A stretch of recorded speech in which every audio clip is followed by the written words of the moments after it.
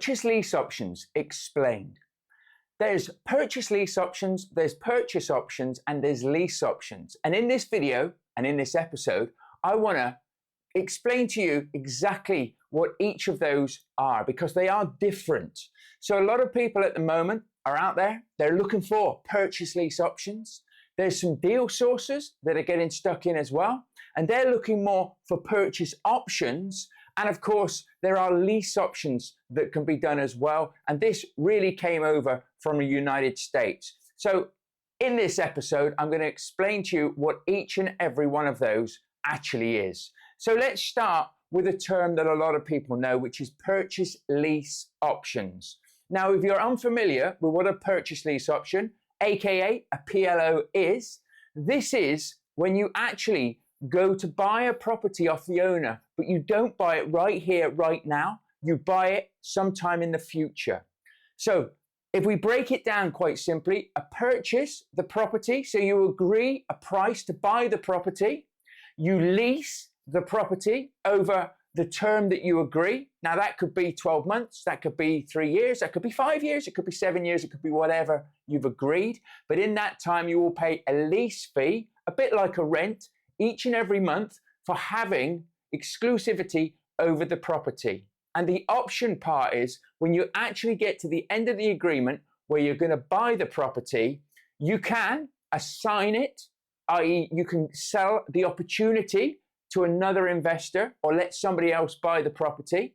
Or, of course, the best way to do it is to go through it and buy it for yourself.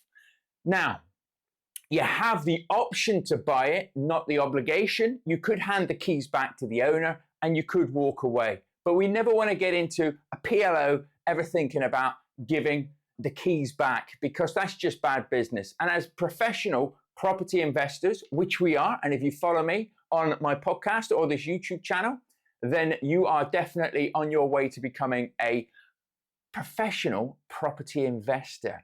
So a purchase lease option, as I say, is when you agree a price to buy the property, you set up what you're going to be paying on a monthly fee, and you have the option, not the obligation, to buy the property at the end of the term. This is really, really good if maybe you've got a few things going on. Maybe you haven't got the deposit money to buy a property. You can't afford the 25% deposit.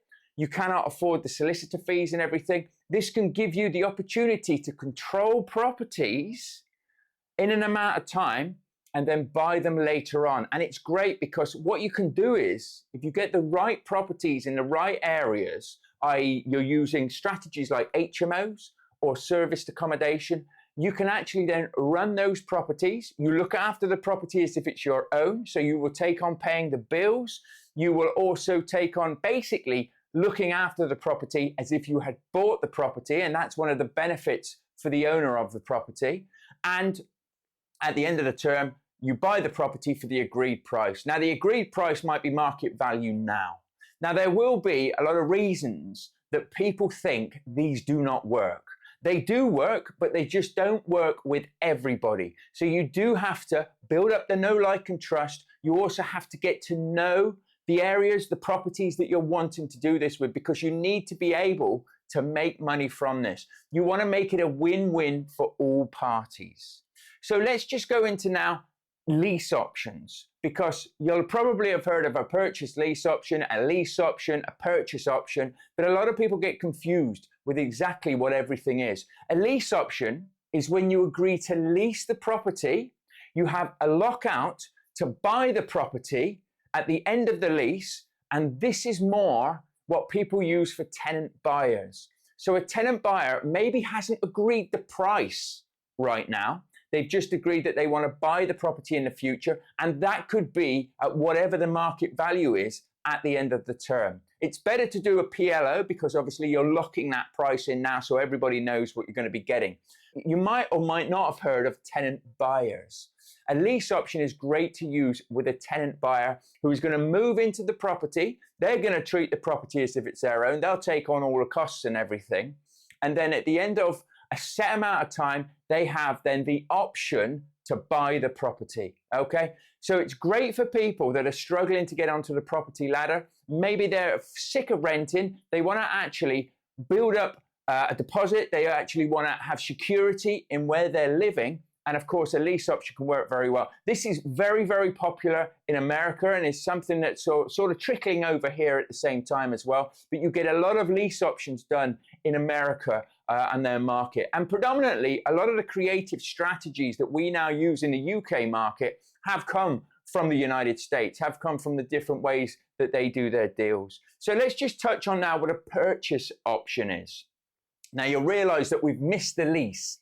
So normally a purchase option is done over a shorter amount of time. Now, if you're interested in deal sourcing, where you're finding deals for investors and of course selling them on and helping people sell their properties and things, then a purchase option is a brilliant way to lock out an agreement so that nobody else can buy that property apart from your investors. And what is it? Well, obviously you've agreed the purchase price, i.e. the purchase of it. And of course, the option at the end is to sell it or assign it to somebody else to buy that property. So a purchase option is what you would fundamentally, or could, not always, but you could look to use when you're deal sourcing to lock out agreement. It's actually, as a deal sourcer, easier to use a knockout agreement with the owner of the property than it is a purchase option, because there are fees that need to be paid. Now, when you do a purchase lease option with a homeowner or anybody like that, you will need solicitors, property solicitors, to be able to help you with these agreements. And both parties will need their own solicitors.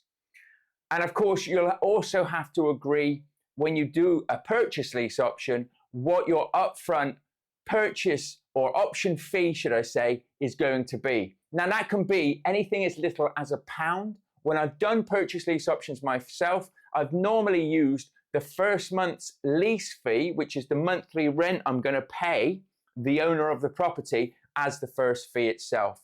As I say, this is a great tool to be using, and you can use it to acquire property. You can use it to upgrade where you're actually living at the moment. So if you're looking at moving into a better area, a bigger house, your circumstances have changed, you can use this. And there's now members of ETA, Property Education to Action, which is my community where we teach you how to use purchase lease options, lease options, and a whole lot more. So if you are interested and you want to learn more about purchase lease options and how you can use them as a tool in your property investing toolkit, which we should all have, then do check out, there'll be a link below, Education to Action, because we have the training in there and you can get started now for as little as £1. You can start learning all about purchase lease options. But as you probably can realize, this is a great tool to be using. I keep calling it a tool because I think if you go out there and you try and do every deal as a purchase lease option, you'll struggle, because it's something that's got to fit into chatting to the owner, getting up the know, like, and trust with them, being able to realistically understand their circumstances. Most people that are looking to sell a property right here, right now, just want top value and they want to sell it and they want to clear off, they want the money. But there are pockets of people who will be struggling, who will be finding it very difficult to sell their properties at the moment. And that's where you can come in and you can see that a PLO will really fit their circumstances. Remember, in this day and age now, we want to be the property professional that can get out there and can help people. This also works really, really well with the strategy rent to rent, which is a strategy where you take on the owner's property, you pay them a guaranteed rent each and every month, and you manage and look after the property until the end of your contract agreement, which could be 3, could be 5 years. Works very, very well with that as well, because if you have a rent to rent and you think to yourself, do you know what, I'd really like to own this property, speaking to the owners who you've already built up that rapport with can work very, very well. And 2 of my purchase lease options have come through landlords that I'm already doing rent to rent deals with on their HMOs. It works well on HMOs. It works well on Airbnb,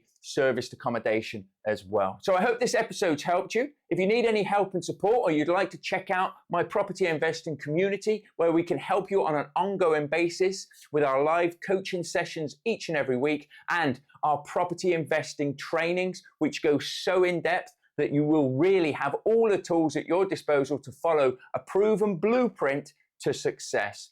Check us out at the link below if you're interested in that. Subscribe, share, and I'll see you in the next episode very soon. You take care, keep investing with skill, keep investing with knowledge, and keep investing with action. It's all about taking those actions, and I look forward to seeing your results. See you soon. Bye for now.